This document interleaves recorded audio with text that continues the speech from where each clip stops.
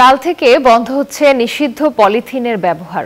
অন্তর্বর্তী সরকারের এই সিদ্ধান্তকে স্বাগত জানিয়েছে সাধারণ মানুষ। পরিবেশবিদরা বলছেন, দেশে কোনোভাবেই যেন নিষিদ্ধ পলিথিন উৎপাদিত না হয় সেদিকে প্রশাসনকে আরও কঠোর হতে হবে। প্রশাসন বলছে, ভ্রাম্যমাণ আদালতের মাধ্যমে বিষয়টি মনিটরিং করা হবে। ফুটপাত থেকে শুরু করে শপিং মল, খাবারের হোটেল, সবজি বেচাকেনায় অবাধে ব্যবহৃত হচ্ছে পলিথিন। বিশ্বমানের থার্মিক্স রড, সালাম স্টিল থার্মিক্স, দেশের একমাত্র থার্মিক্স রড। পলিথিনের কারণে ভয়াবহ বিপর্যয় ঠেকাতে এবার কঠোর হয়েছে অন্তর্বর্তী সরকার। হাটবাজারে এমনকি সুপার শপে পলিথিন ব্যাগ বা পলিপ্রপিলিনের বিরুদ্ধে দেশব্যাপী অভিযানের ঘোষণা দেয়া হয়েছে। সরকারের নেয়া এই সিদ্ধান্তকে স্বাগত জানিয়েছেন ভোক্তারা।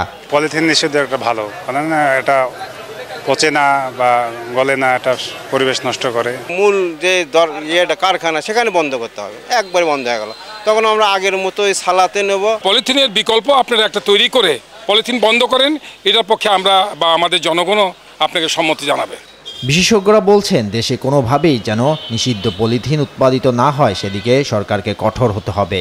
এই পলিথিনটাকে কাগজের উদ্যোগ এবং এর সূচনায় যদি এর শেষ উপসংহার হয় তাহলে আমরা দুঃখ প্রকাশ করছি, কিন্তু এই পলিথিন যেন উৎপাদন বন্ধ হয়।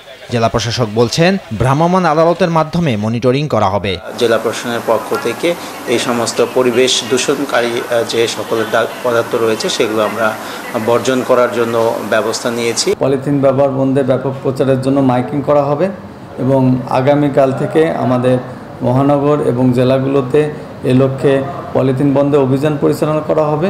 1 অক্টোবর থেকে সুপার শপে পলিথিনের ব্যবহার নিষিদ্ধ হচ্ছে, আর 1 নভেম্বর থেকে কাঁচা বাজারে পলিথিন ব্যাগের পরিবর্তে বিকল্প পণ্যের ব্যবহার শুরু করতে হবে।